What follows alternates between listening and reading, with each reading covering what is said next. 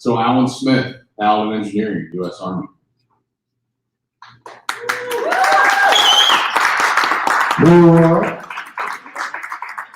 So some of you may know me as Boomer Smith. I also go by Boomer because most people can't say Alan.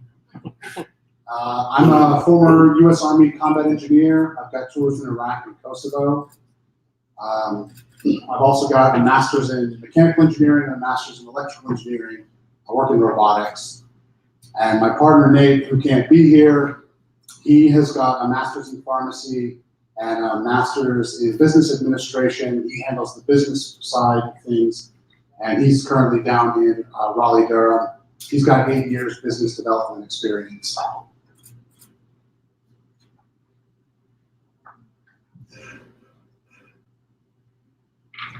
So, launching ideas is hard. At some point in your business, you probably want to make a risky pivot. Maybe you want to explore new technology. Maybe you've got a crazy idea and you want to do research and development. You don't want to commit to hiring someone full-time. Hiring somebody is hard, it takes a lot of time. Training new people is hard, it takes a lot of time. How are you going to find somebody reliable to help you explore? How are you going to explore the market case? How are you going to justify the expense of the research and development? We can help you with all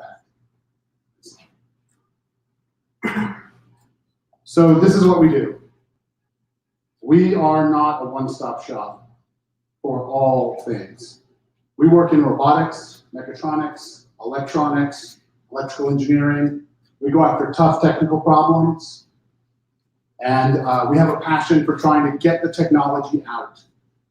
I've worked with academics who, because they are the project lead, the technology expert, they think they should be in charge. They have no leadership training, they've got no business management training. They really struggle to get the technology out into the world.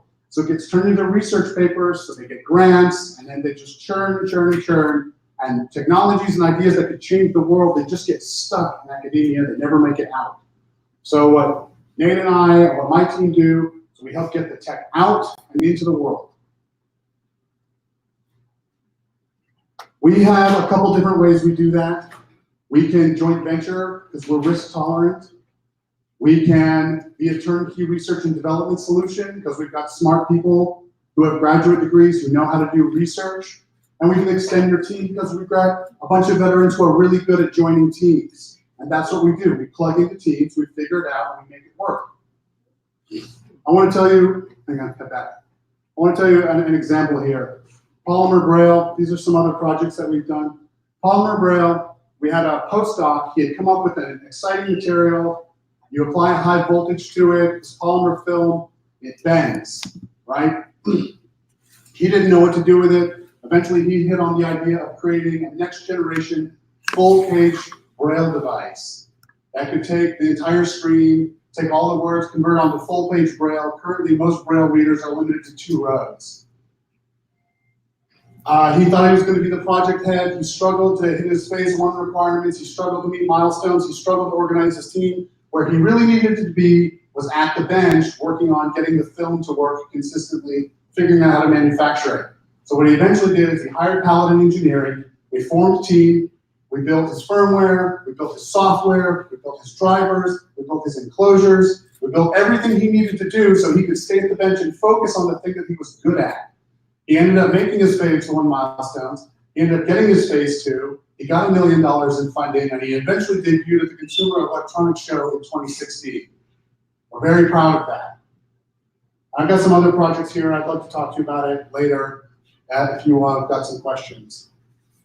So we are new to the area. I'm from Raleigh, Durham. We've moved here. The business has been on hiatus for a few years. We've struggled to connect in the Philadelphia area, had some other things going on. But now we're here, now we're on the scene. We're looking to make contacts. We're looking to meet other businesses. We want to plug into the hardware scene. We are trying to build a network of clients, build a network of engineers. I'm going to try and reproduce what we're doing in Raleigh, Durham, but we're doing it here. We're also looking to make friends. I'm happy to share a beer with you sometime.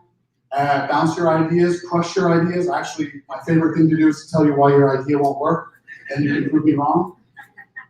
And like I said, our focus is robotics, it's mechatronics, electronics, really challenging technical stuff. We can plug you in with deep learning, we can plug you in with AI, all the fancy buzzwords that are hard to do, that's what we do. Thank you.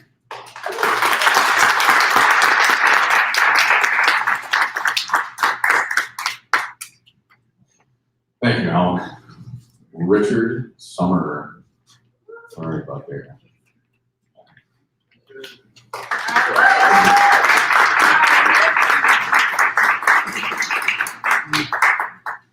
Hello, everybody. I'm Richard Summer.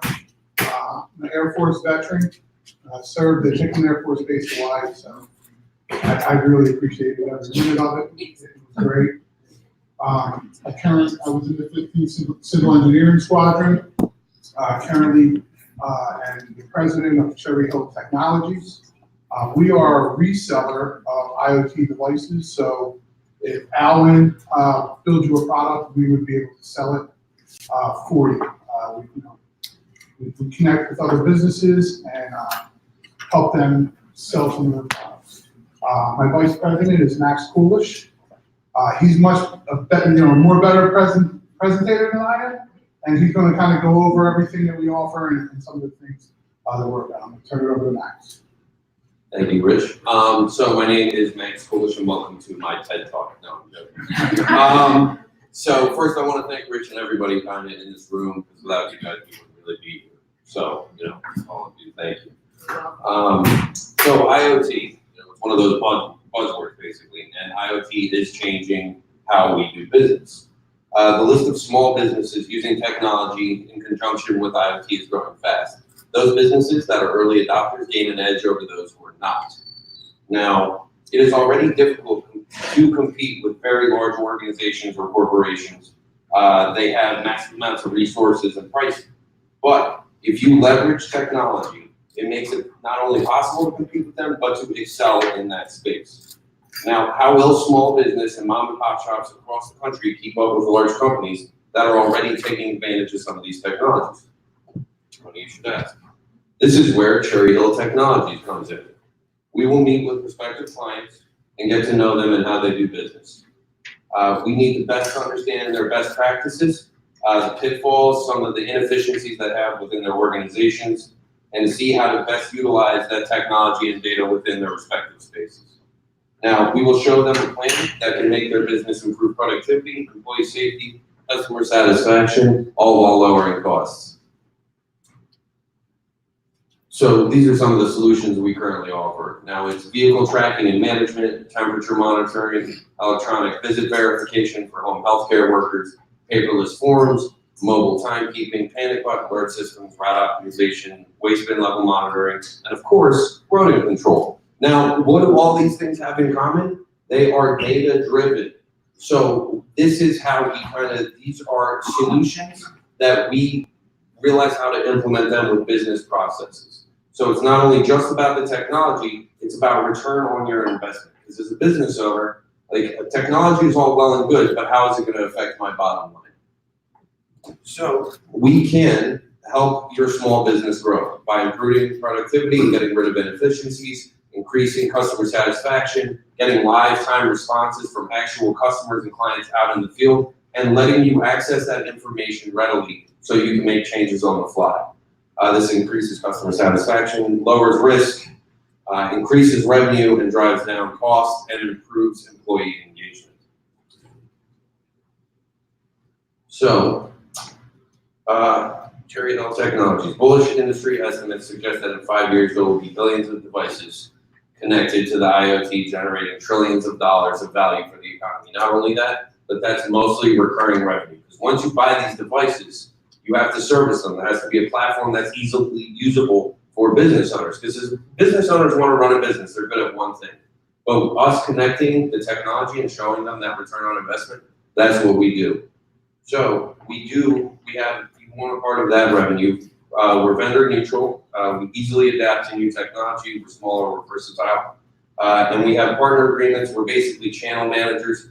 Because a lot of the networking we do is with IT companies, managed service providers, and they're the ones who have networks and connections to business owners. And we want to be able to use them to implement software as well. And then referral partners, which could be anybody in this room. And that's pretty much it. Thank you.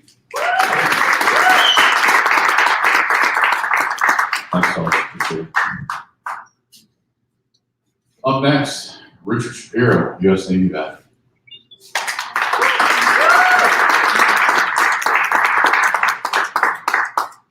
Hey everyone, can everyone hear me okay? Yeah. I do it without the mic. No. Okay, fine, I'll just, I hate microphones, those, get on me. Anyway, my name is Richard Shapiro. I am the founder and CEO of Reloki. First, I'd like to thank everyone here for sharing their time with us tonight. So thank you all for showing up. I'd like to thank Bunker Labs and WeWork for supporting the veteran community, and also the veterans that are trying to open up their own business and have a startup under their belt.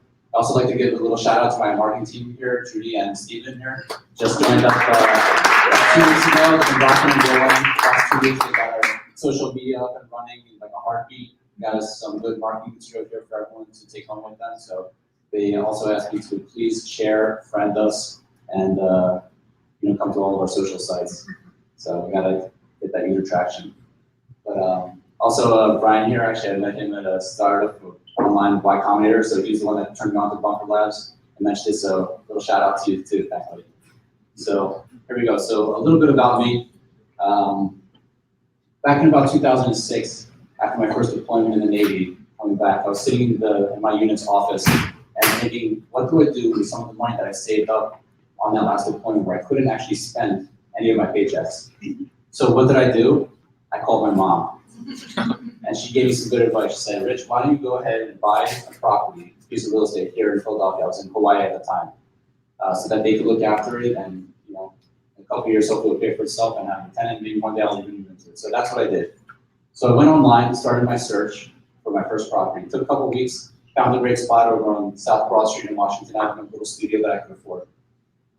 So then what do? I didn't know how the transaction process worked. I didn't know how to actually make that contract go through, put an offer in. So I called a friend of mine, picked up the phone and talked to him, who was a realtor. He said, Rich, you already did all the hard work, you already found the spot, and all we have to do is do the contract. So this is gonna be really easy. I'll help you out with the paperwork, I'll even reduce my commission a little bit. So that's what we did. A couple of weeks later, we closed on it and I had my first investment property. So a couple of years later, fast forward, I found myself now sitting in Italy, which was a great spot also. But the same thing happened after 2 more deployments. I had some more money saved up. What do? I pick up the phone again, call that same financial advisor, my mom. She recommends that I buy another property. So it kind of went like that. So the cycle continued. I went and searched online. I went and found another property and called my friend the realtor. He said, you did all the hard work already. All I have to do is the paperwork. That's great. So we did it again. And that's kind of how it started.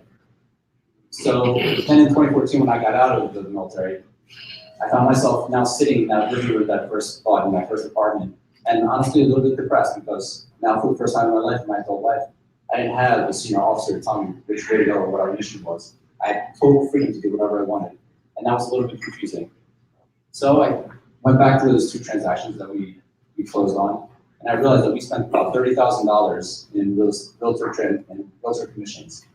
I was like, wow, that's a lot of money for something I probably could have done if I knew a little bit more about it. So I went and got my real estate agent license and did that for a couple of years, hoping to pocket some of those commissions that we get out. So the ironic thing is that didn't solve my problem. It actually made me more depressed because now I was the one making all that money, doing something that I thought was actually easy and that people like yourselves could do yourselves. And I thought that wasn't right. So I actually got a little more depressed about it. And I thought there must be an easier way. So I started advising and consulting my friends and family that they could do it themselves. And so that's kind of where I went, and that made me feel a lot better. But I thought, why aren't more people doing it? So I started Reloki. This is a platform, an online platform where you can buy, rent, or sell your home with 0 commissions, 0 listing fees, and it's totally online.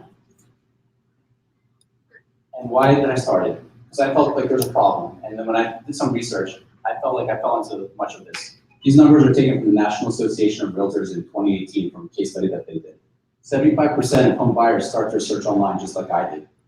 50% find their home online just the way I did without a realtor first. And versus only 28% finding their home with the realtor. 87% then continue with that home purchase with a realtor, even though they found it themselves. I thought that was strange. So it begs the question, why is that? Why is that 75% start the search online, 50% find it themselves, and still complete it with a realtor? In that same case study, there's some more data. 52% of the respondents said the most difficult steps to home buying was actually finding the property. 24% was the actual paperwork, and 17% was understanding the actual process. So why is that? And basically, there just simply is no easy way to do it yourself online. And I think that's for two things, or one thing, really, one main thing, and that is the perception that is out there is that you can't do it on your own because it's complicated and it's hard. And this is actual educational material that a major brokerage puts out to their realtors to educate them. That's confusing to me. And what I found in my couple of years as a real estate agent is that it's actually pretty simple. It's really only 3 steps. You need a property, a seller that's going to sell their property, and a buyer. They need to find each other. And then there needs to be an offer and a contract that's accepted. Step 2. And the third step is the actual transfer. You need a third party like a title company to actually transfer the title over and make sure that the deed is clean. Make sure there's no tax liens on the property. And then it's sold. There's really only 3 major steps. So why can't we do that online? So I thought of a solution. Why can't there be a web platform where home buyers, renters, and sellers can easily find each other and close the property in a smooth transaction that's easy? So what is the ideal scenario? Is where they can have this online platform that saves them money, so there's no commissions, no listing fees. The paperwork is made simple so that anyone can understand it, and the platform helps guide you through it. And the third thing is, why not totally online? Why do you have to go see one? You do so many things online today. Why not buy a house? So all we have to do is plug in those third parties that are necessary and do it all from one dashboard. So Relooking that we're developing allows you to search, list, and research a property. You can schedule a time to go see it and show it. You can create the offers for the sellers to accept, which creates the contract. Once that contract is created, we push it to the title company. They can close the transaction for you. It says use that, and then you're done.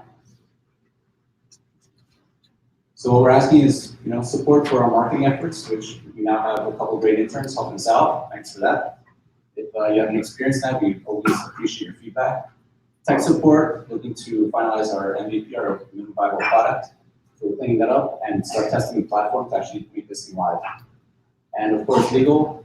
We're still dealing with real estate. There's a lot of legal questions out there, and every state does it a little differently, so we definitely need legal expertise. And of course, funding, always. And these are where you can find us on all that social media. So please share, link, like us, and all those great things. So thank you very much.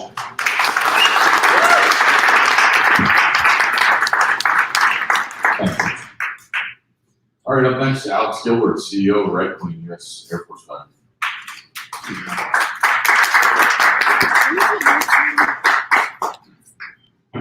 Hey, how's it going, everybody? I'm Alex Gilbert, CEO of Red Queen. Red Queen molds video game lovers into professional web developers through a 15-week coding bootcamp. Students get practical skills while they create analytics and strategy tools for the video games that they love.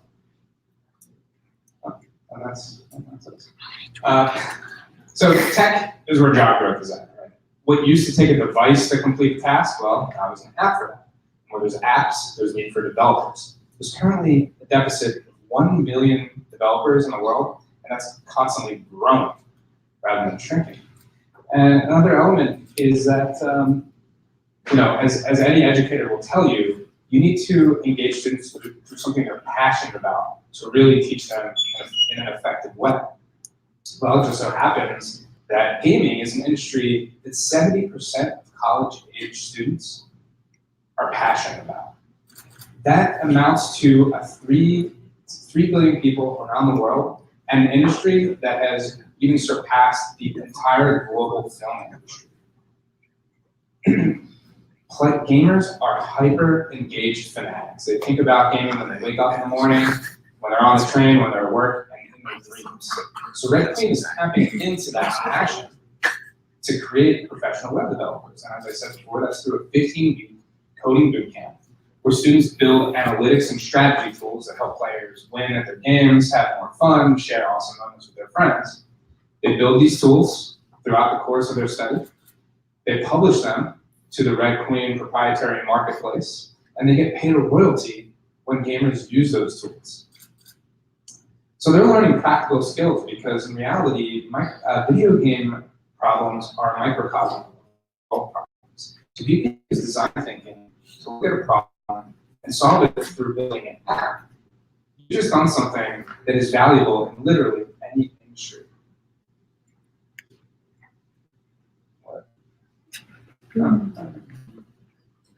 So what kind of tools are people making? These are things like analytics tools, game event trackers, where a player could look at their past performance and figure out how to improve for their future battles. Things like stat trackers, where you can share your achievements with your friends. Deck builders for games like Hearthstone to allow you to efficiently and effectively prepare for your future opponents. And of course, real-time, real-world interactive maps for games like Pokemon Go. The list is really endless, not only because there are so many different types of tools, but because there are so many games being published constantly that have millions of players. Anyone who wants to do this has an enormous opportunity ahead of them. So once they build these tools, they publish them to the Red Queen marketplace. Let's say I'm a gamer, I would subscribe to Red Queen for $3 to $10 a month, look for the game I play, let's say it's Lords and Knights, I click on Lords and Knights, and I can see all the tools that have been created. I can preview my tool, I can launch it, and when I do, Red Queen makes a payment to the person who created it. So we have two main customers. It's the students themselves and the players. So students pay a tuition. We're a global company, so they're paying market rate wherever they might be. And the students are, the gamers pay between $3 and $10 a month, depending on how many tools they expect to use. And as I said before, we pay a commission whenever those tools are used. Our financial projections are based on the fact that 30% of gamers use tools in some way. That amounts to a $10 billion market. It's an enormous opportunity, and entire businesses can be built on Red Queen. We can be profitable, we'll be profitable solely through tuition payments, but the real beauty is this high margin part of the business, which is that subscription revenue. So we're about to launch our first cohort in the summer of 2020 in partnership with a few universities and video game companies in Eastern Europe and Central Asia, to which they're contributing $750,000 and additional resources. Our target entry points are Kazakhstan and Ukraine. We'll be growing with some telecom companies that have partnerships with throughout each of their respective regions. Our US-based university partners are helping us basically develop an online global course and launch in the US within the next 18 to 24 months. We're currently raising $2 million to complete the curriculum, to grow from our initial cohorts, of course for marketing and updating our current platform. So I really appreciate any introductions to educational institutions, to video game developers, esports companies that you might know, and of course, we are raising a funding round, so we're always interested in talking to investors. Thank you very much.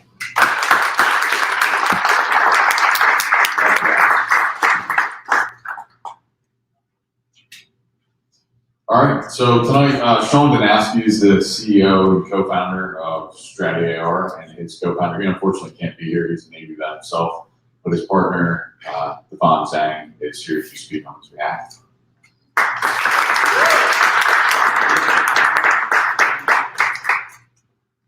How's everyone?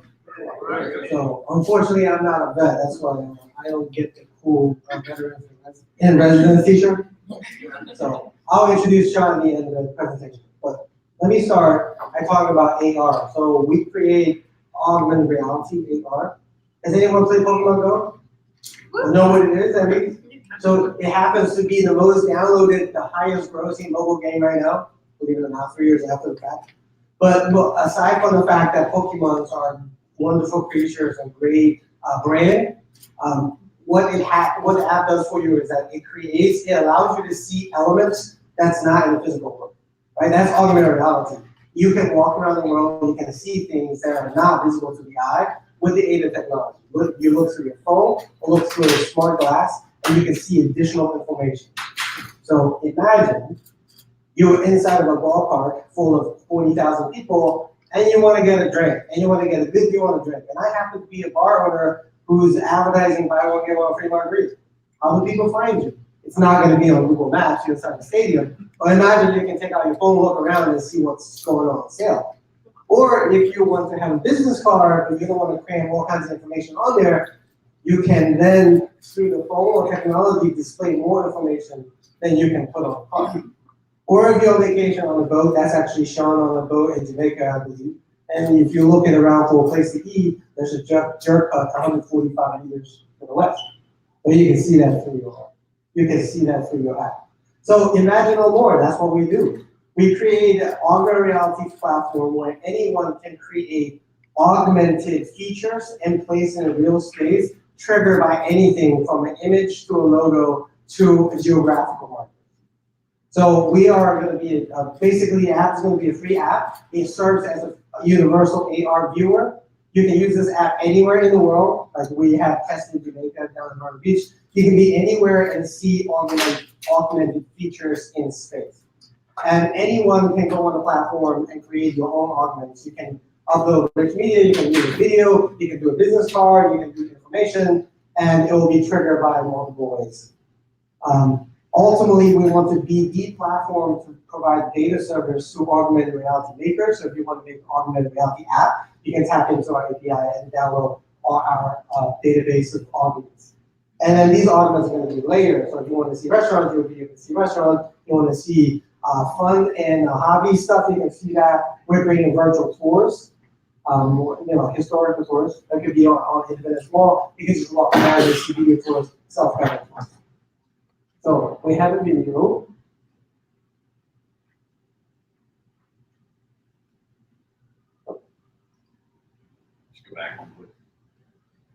This is a real estate company. You will see my partner Sean acting as a work.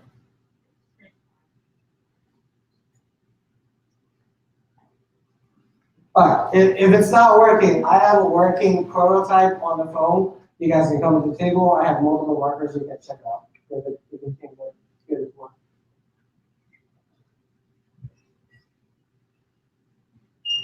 Does it work? No, you'll see it again later. Apologies. It's okay. You can come and try it out. It looks better in person anyway.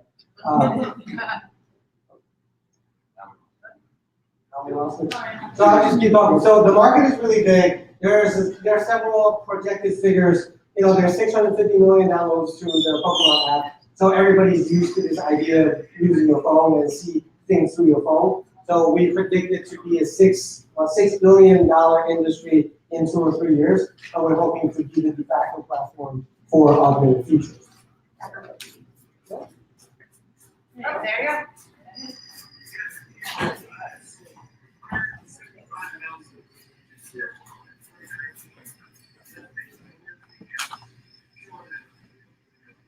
So all he did was to take video on his phone, upload it to the server, and then use the Compass logo as a trigger to pull up the video. So anyone can do that, and we're hoping to bring that to the consumers for about $10. So we'll talk about the market quite a bit. And then also here, Sean was a Navy fighter pilot. I met him when we were in business class together, and he was a veteran entrepreneur and CEO of a defense supply company. I am not a veteran, but I was a developer for 20 years. I'm also a business attorney and a professor of entrepreneurship and incubator. So, hope to see you at our It's okay if you don't, I took up too much time already. But that's just him on the boat looking around and see all kinds of restaurants.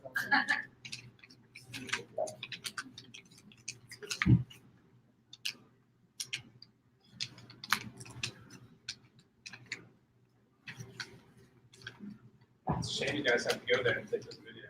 Yeah, I didn't go. Not you guys, I didn't go. I was at home in front of the computer. Thank you very much.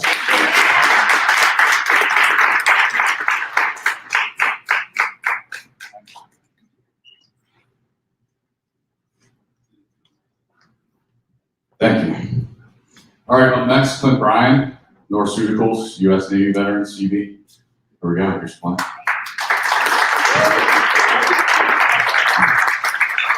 Good evening, everyone. My name is Clint Ryan, founder and CEO of Entrepreneurship.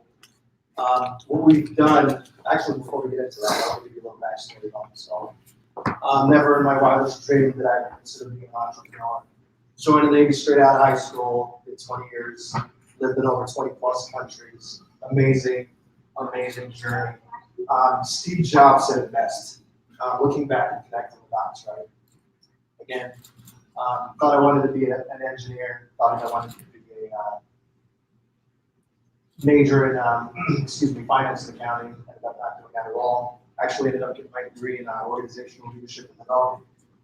My passion is people. That's what I can connect with best. That being said, what Norceuticals has done, we found the problem with current existing antibiotics, antimicrobial solutions. So what we went ahead and did is develop a 100% plant-based organic skincare solution. Our mission is to solve skincare problems by providing an all-organic antibiotic solution. All right, the problem, 34 million people visit physicians each year with skin conditions, right? So there are few formulated 100% plant-derived solutions that are actually scientifically backed and tested.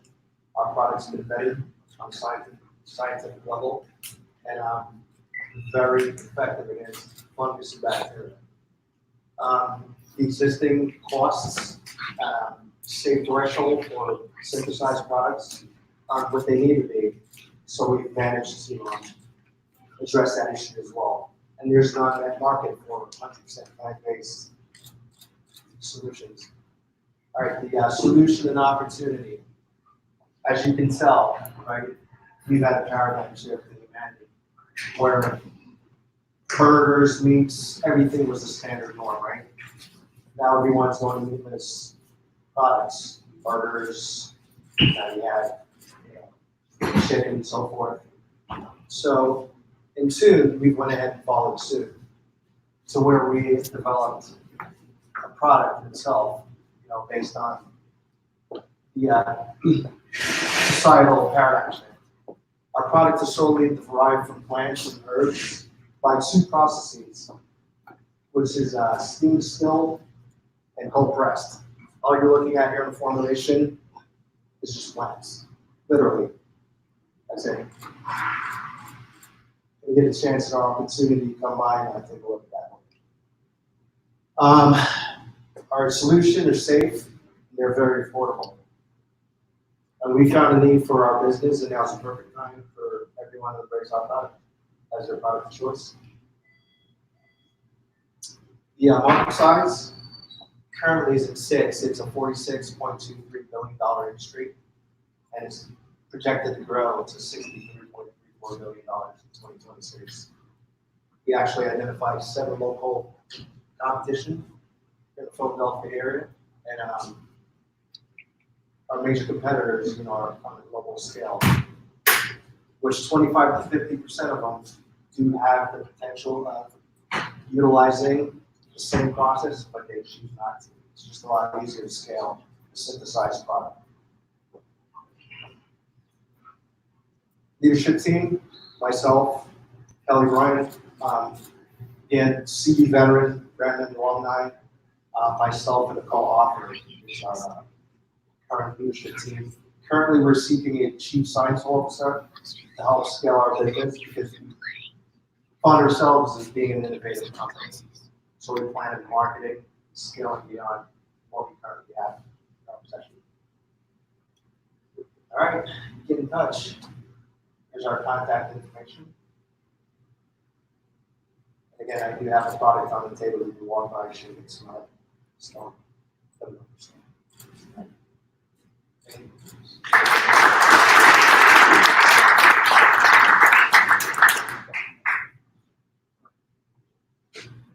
Thanks, Clint. Up next, Randolph Williams, the Inclusive Fitness Center, U.S. Army.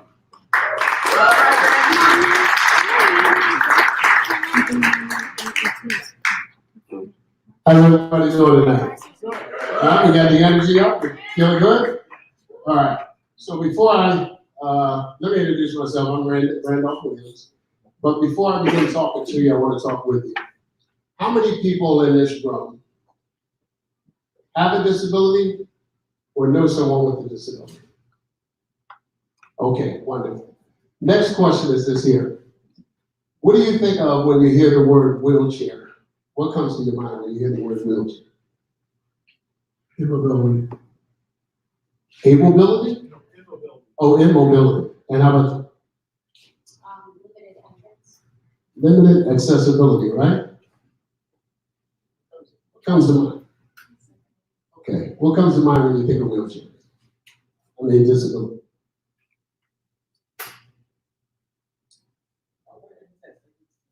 Okay, just shout it out, don't be shy. Okay, so let's begin. Let's go back here. That's it. All right. So I am the founder and president of an up-and-coming emerging new fitness model to be rolled out here in the city of Philadelphia and hopefully around the country. Inclusive Fitness Center is where innovation and integration meet inclusive fitness. Okay? So we were founded just this year as a 501c3, a nonprofit, okay?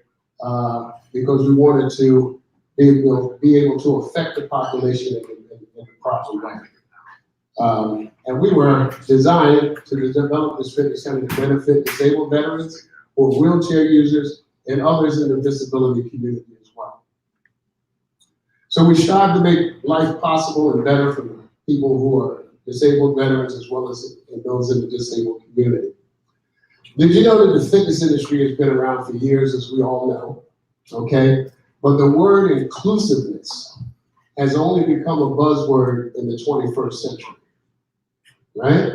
Nobody really ever thinks of that, but that's where we're at. So as people with disabilities constantly struggle, okay, not only with accessibility, but also with the idea of working out in a gym environment as opposed to a rehabilitation environment where they're kind of segregated out of population, as most people say, out of sight, out of mind. So a good portion of the people who are disabled find themselves trying to exercise with makeshift gyms in their homes or in their garages, just trying to stay fit and healthy and meet their goals. In case you didn't understand or you didn't know, the percentage of people with mobility issues between the ages of 18 and 64 who get no physical or aerobic activity at all. And the disability spectrum runs pretty high. So from those who think they have no disability, all the way to those who have immobility, there's about over 1.4 million in the city of Philadelphia alone. In addition to that, you have over 63,000 veterans in the city of Philadelphia, which we're still trying to quantify the amount of people who maybe have mobility issues. The framework for action that you see in front of you here was developed by a watchdog group called the Inclusive Fitness Coalition. The Inclusive Fitness Coalition, if you go onto their website, you'll see that they've had a call to action for gymnasiums and fitness centers throughout the country for years. And they've simply asked 4 things of the industry. No child, youth, young adult with a disability left on the sidelines, no person with a disability left out of health and facilities, clubs due to lack of access, no child with a disability left indoors to play due to lack of inclusive play environments, and no veterans with a disability to be left to re-engage in society without being served through inclusive fitness or sports and recreation. The reason we do this is because, and the reason we exist, are because of people like this. This is Sergeant Kaufman, a dear friend of mine. I've had the pleasure of meeting at the Veterans Memorial over the weekend down at Penn's Landing. Had a great conversation, a highly decorated NCO, who also is the Purple Heart recipient, who has an amputee. as a disability, stricken only to his walker or a wheelchair. And then there's SPIN Disability, which is a disability group here in Philadelphia that tend to the IDD community. If you don't know, that's called the Intellectually Developmental Disability Community. And then we have the Disabled American Veterans that we're all familiar with as well. And that little handsome guy saying hi, that's me there. Okay, so let's talk about our mission. Our mission is to improve the DNA of the fitness industry by integrating wheelchair accessible exercise equipment along with digital and electronic equipment into an inclusive fitness facility. Why is that important? To benefit people with disabilities, the digital electronic equipment addresses people of all ages. Women are more sensitive to training equipment than men are, but it doesn't differentiate you that much. But the simplicity of the digital electronic equipment is very easy and adaptable to use for women and for seniors, okay, who may be prehabbing as opposed to rehabbing. We're not trading this on a rehabilitation format, but on a post-rehabilitation opportunity to infuse a medical fitness benefit into the fitness center. So this is the one of the lines of equipment out of the 6 lines of equipment we're going to be bringing into the inclusive fitness facility. And this is to address those who are wheelchair users and wheelchair bound, so that they can actually utilize machines similar to any able-bodied person. So we have machines to handle and that's not double toilet rolls, by the way. Somebody said that to me, said, "Hey, toilet rolls?" Right? No, they're not toilet rolls. So that's a bicep tricep machine. And here we have a rhomboid machine, which of course, if you exercise, you know that affects your back. Dip shrug, which is Sandy is on. Sandy's been using this machine, and she said that the machine has helped her work out, that she made her feel better by working out. This is advanced technology because this technology here moves in increments of 1/4 of a pound and increases in weight. So studies have shown that 29% of people that are 60 years to 80 years old can barely lift 10 pounds, okay? This allows a person who is older, people who may have disabilities to exercise effectively because the increases in the weight only moves in increments of 1/4 of a pound as opposed to conventional weights of 3 pounds, 5 pounds, and the like, okay? So we try to make it easy for all members to reach their goals. The technology built into our kiosk system that captures all of the information and all the data from the usage of each machine is compiled and can be viewed by the user on any device, whether it be your cell phone, iPad, computer, or the like. And using the machine is very easy and very simple. If you can't see, there's no sign-in that's needed here. You simply just use your RFID band, which is a radio frequency identification band, and it automatically sets your weight and it sets the repetition, okay, into the machine automatically, so it knows who you are when you come to the machine each time, so it actually becomes a built-in personal trainer. And the Cell Inclusive Fitness Center is a place where able-bodied meets disabled bodies in a 21st century exercise facility that's all inclusive. And thank you all for your time.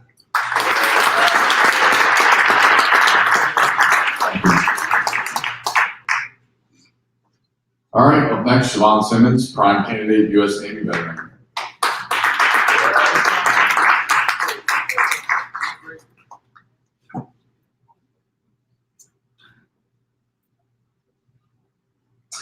Good evening.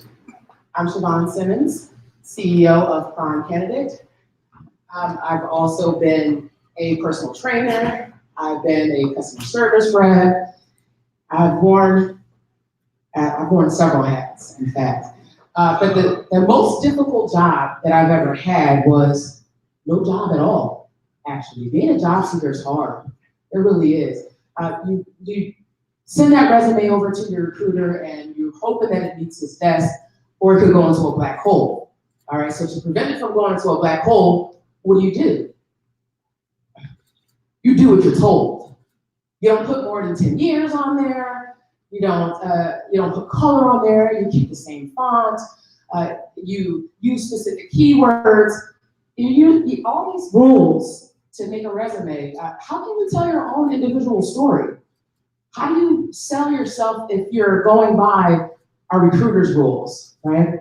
Okay, at the end of the day, you kind of feel trapped, right? So I think that's how Brianna Smith felt when we spoke. I was actually wearing my personal trainer hat when I met Brianna. I met her went to the drive-thru at McDonald's. For my kids. That's why I love McDonald's, for my kids. And I'm placing the order, and I noticed that she was very rude. I said, you know what? I'm gonna tell her about herself when I get to that window. So I get to the window, to pay for my food, my kids' food. And I say, is everything okay? And she said, why? I said, you were very rude. You didn't repeat my order back to me. You just seemed really bothered. And judging by the way that she was speaking to me when I made the order, I thought that she was gonna be really insensitive about it. And actually, she was the exact opposite. She got very sensitive at that point. Tears started welling up in her eyes. And she says, oh my gosh, I was really being that way? Like, yes, you were pretty bad. She was just like, I hate this job. I hate this job. And I said, well, how long have you been there? 2.5 years. Why have you been there so long? Well, I can't find a job. I have a child. Every time I send my resume, I don't get a call back. I have a bachelor's degree in criminal justice. When you have a bachelor's degree, you have a child and everything, you're at McDonald's. So I had already been doing resumes at that point, but I've just been doing it for friends and family. And I had made business cards, because back then I thought if you had a business card, you had a business. So I had my business card all nice and ready. I said, you know what? I'm going to help her. So I gave her my card, I took her information, redid her resume, interview coached her, and before you know it, in 7 days, she got a job offer. She went from burgers to boardroom, just that fast, right down in Center City. She may still be there now. But she was so grateful. Even her mother called me and said, oh my goodness, I've been trying to get out of McDonald's forever. And this is not just her story. This is a lot of job seeker story. Okay, and I was very proud of her that she got that job. But I was proud of myself too. I said, this feels really good. I just helped this girl. She had a lot going for her and she didn't know how to use it. She didn't know how to present it. So I'm gonna do this for other people, and I got addicted. To it. I said, I'm gonna make this thing real. So I went out, registered my LLC, got me a website, logo, started researching about the hiring process and what employers wanted. And as I was researching, I found that it wasn't just job seekers having a problem. It was employers having a problem too. They could not find good candidates. And I couldn't understand why, because the need was there. People needed jobs. Jobs needed to hire, yet it wasn't happening. Yet companies were spending billions and billions of dollars, just like in the year 2018, companies have spent $223 billion on employee turnover. 80% of that was just from hiring the wrong candidate, right? It's crazy. So as I was looking for what companies wanted, trying to close that gap, I noticed all the things they were asking for was not even on the resume, okay? These are real job ads, okay, that I took from different places like Craigslist, Indeed. They want the resume, that's on there, but they also want a video recording for the 1-minute pitch. They want the resume, but they also want a 2-minute audio recording of your voice, telling about yourself, your experience, and why the role interests you. Does a resume give you any of that? It doesn't. And so I took that and I said, okay, employers need to hear their applicants. Applicants want to be heard. Why are they not connecting? What's in the way? And then I figured it out. The resume. It's a resume. Okay, it doesn't validate anything. You can't get the person's personality. It's just a piece of paper with words on it. I could put down there that I was married to Brad Pitt. Does it make it true? I wish it was true. But does it make it true just because it's on paper? Absolutely not. So employers, they started spending all this money on recruitment strategies, all these tools, trying to find the right candidate, implemented all these personality tests and skills assessments. So instead of going online and taking maybe 10 minutes to fill an application, it's now taking you an hour. Why? Because of this. There's gotta be a better way. There's gotta be a better way to take a candidate's experience and lead employers right to that wow factor that they're trying to relate to them that the resume just can't capture. Because let's face it, people, this is just promises. I promise to do a good job. I swear I will. I have the education. I have the experience. Sure you do. How do we prove that? So I found a way that we can prove that. Prime candidate would like to introduce ResuPage, the first interactive resume of its kind. ResuPage is a combination of a traditional resume and a modern-day interactive web page. It's been merged together so that applicants can showcase a full range of their character skills and abilities using video, voice, and PDF auditions. Okay? Let's see how ResuPage works.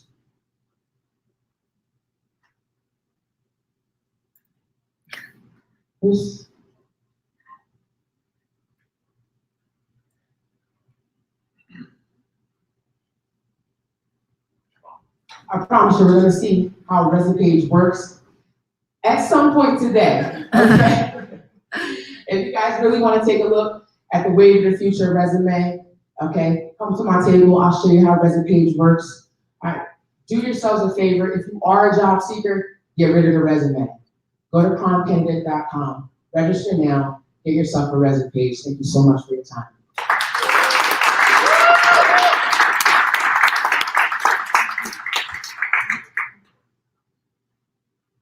Thank you, Sean.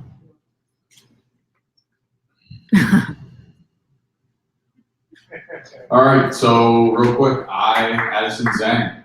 She is the CEO of Classroom Without Walls.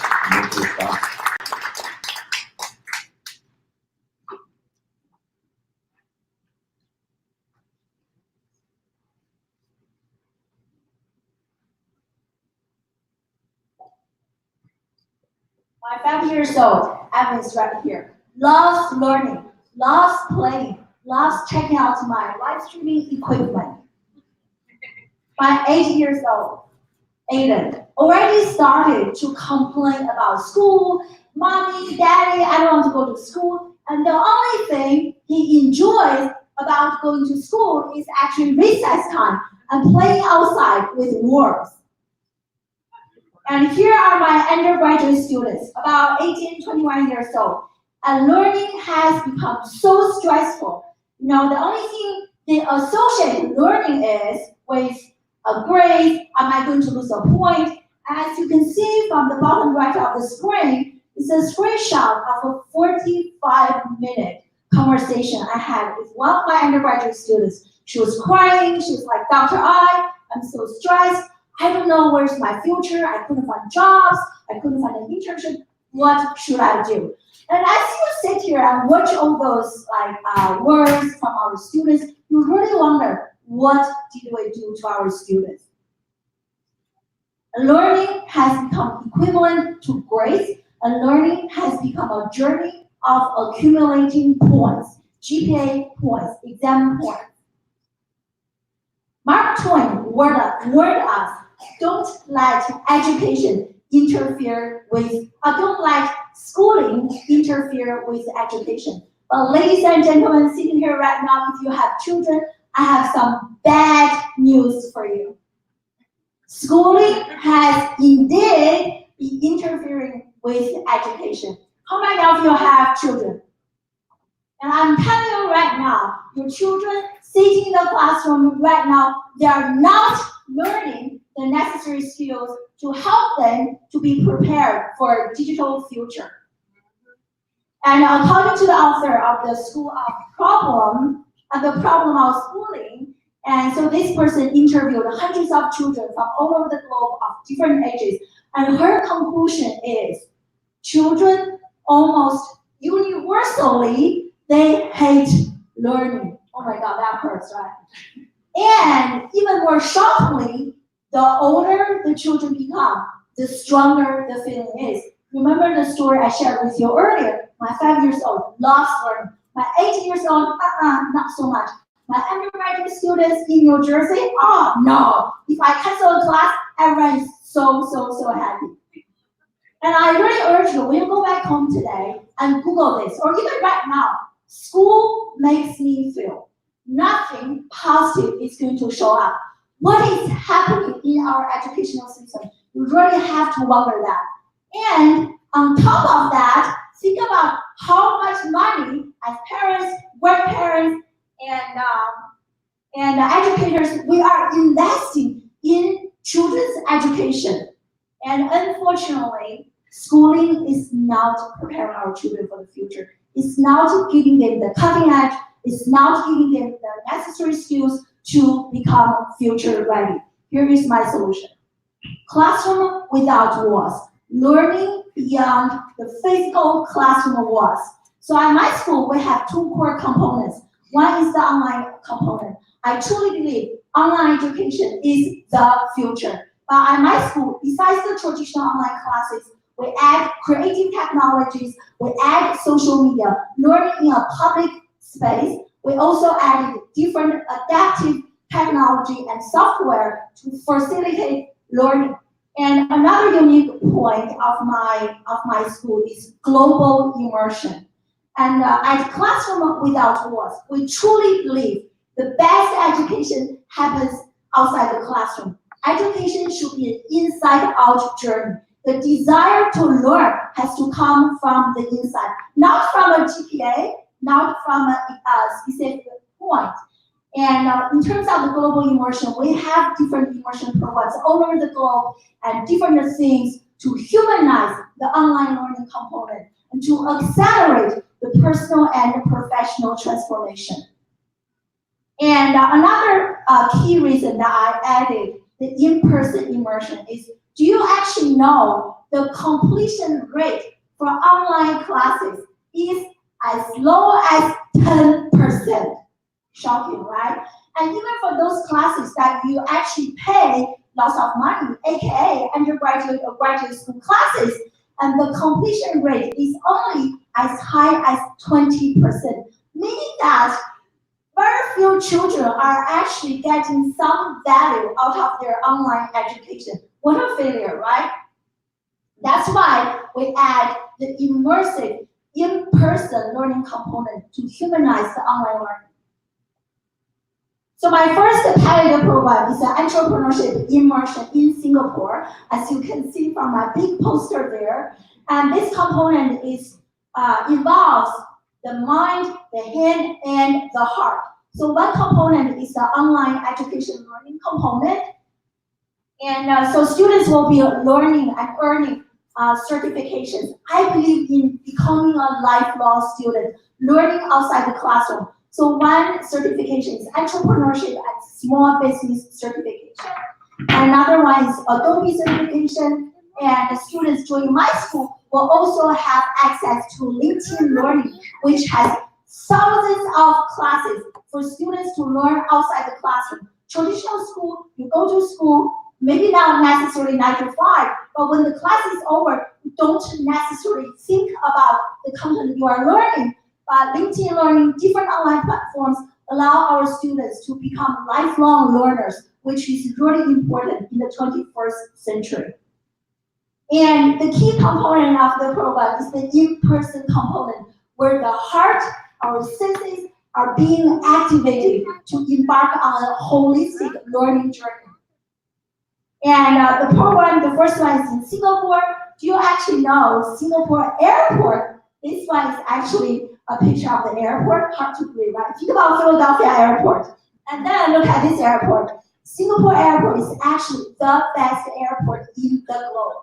And students will be outside of the classroom, they'll be excited, they'll be learning, they'll be outside of their comfort zone. Why? Because when you are outside of your comfort zone, you actually start to see the boxes that have been constructing your identity and your self-limiting beliefs.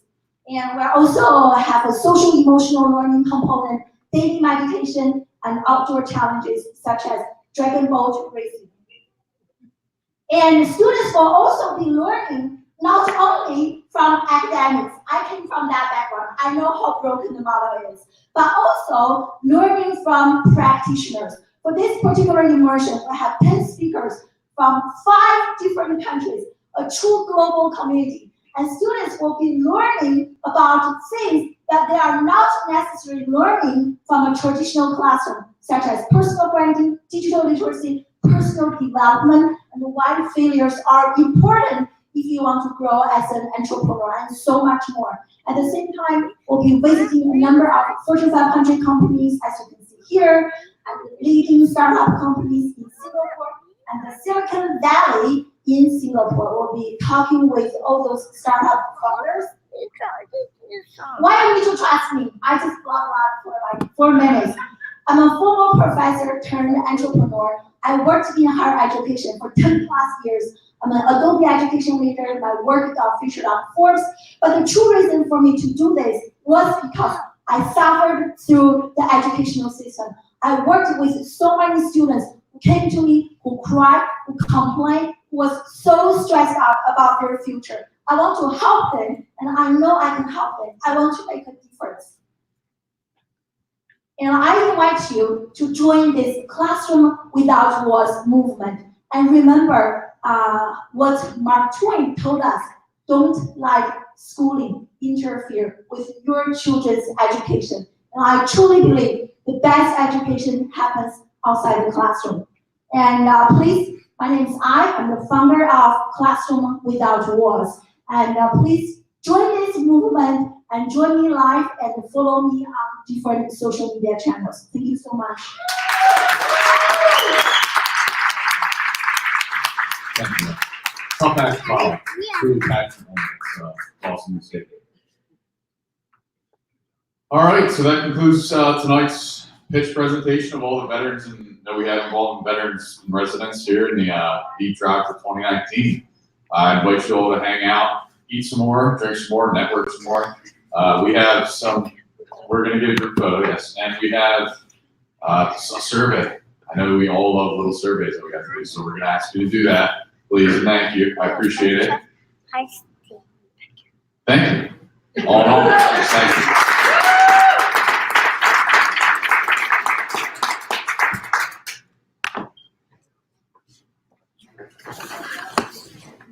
Thank you so much, everyone, for joining us live. Bye.